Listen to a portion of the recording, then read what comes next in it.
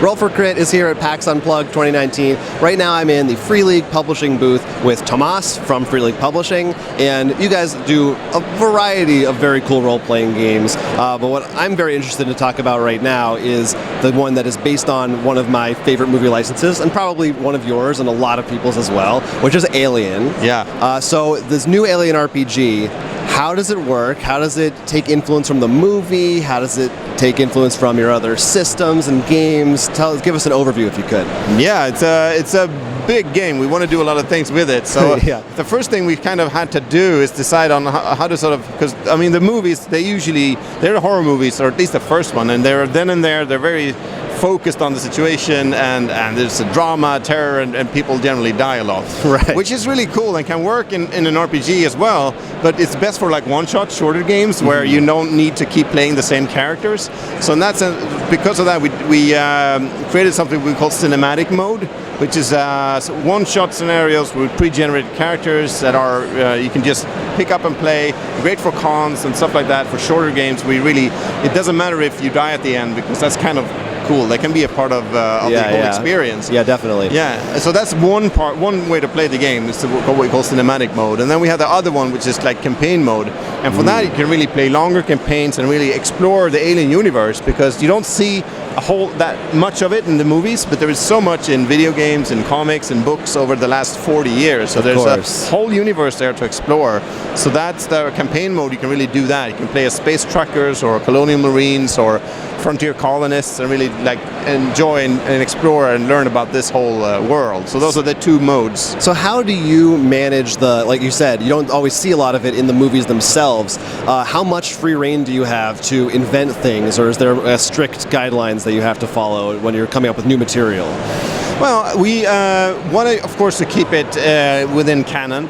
And what we did was that, I mean, we're all huge, obviously, Alien fans, but we hired like the true expert. He's over there. His name is Drew Gaskey, and he's the setting writer for the game. And he's also used to work as a franchise consultant on Alien for Fox before, so they know him. He knows pretty the good franchise credentials super well, and he's an author. So he wrote the setting stuff and the scenarios, where I did the rules work mainly. So it's, we work together on to create most of the game. So we really brought him on to get all the setting stuff just right.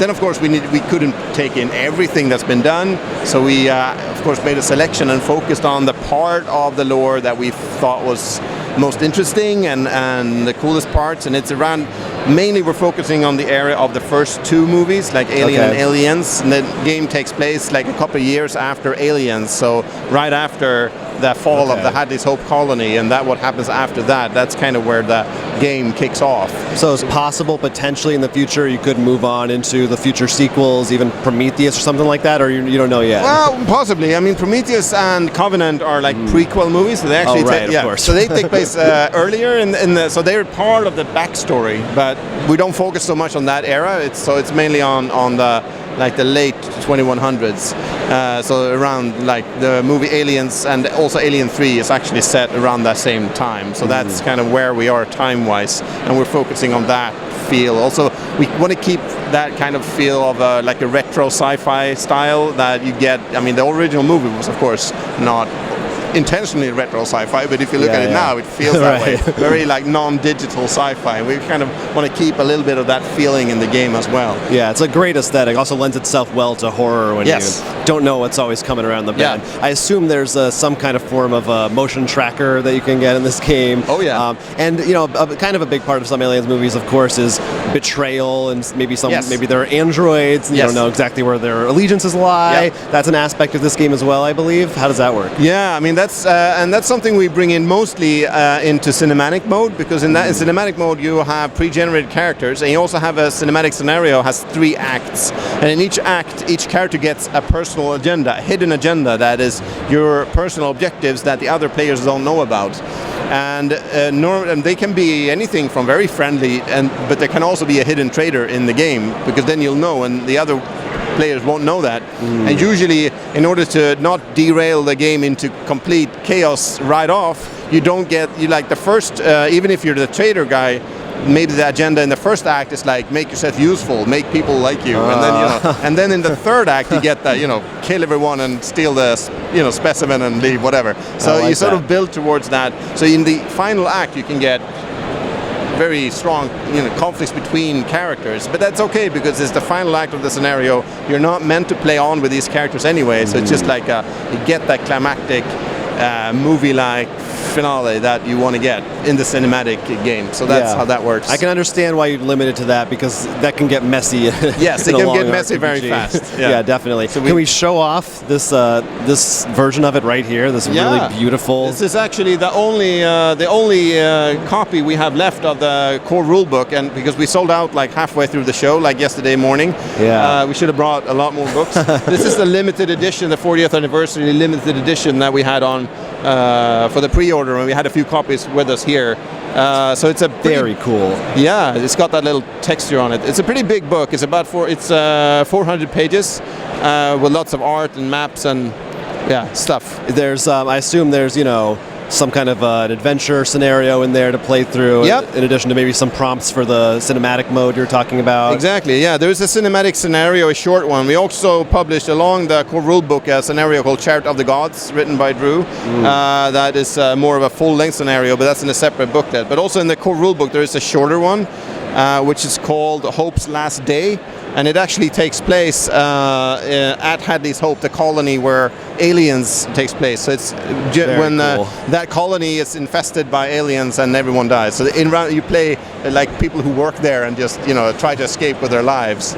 So that's the scenario that you can play. So it's like the final chapter of the book. So it's got maps of Hadley's Hope and characters to play and all of that. So you get that introductory scenario in the book.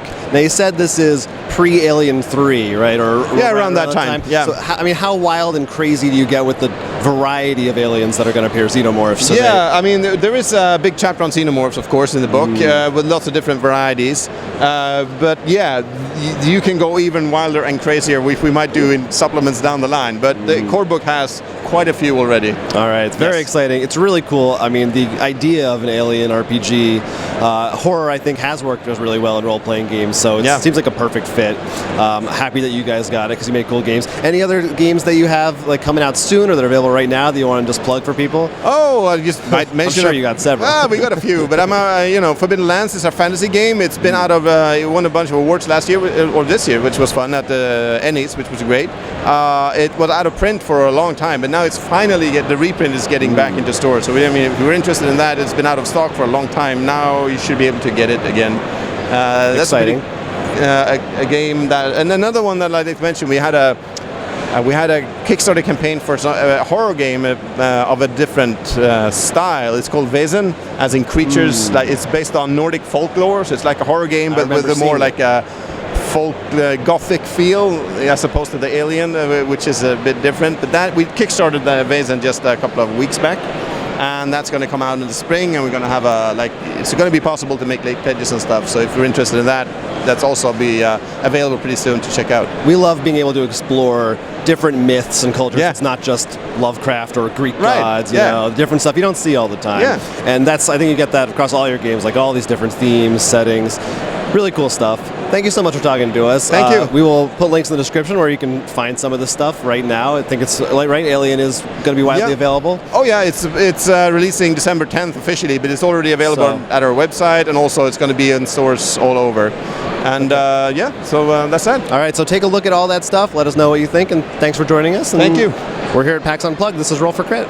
We want you to like and subscribe, and if you have the chance, take a look at our Patreon. Stay tuned to our channel for tons more tabletop gaming content. You don't want to miss it.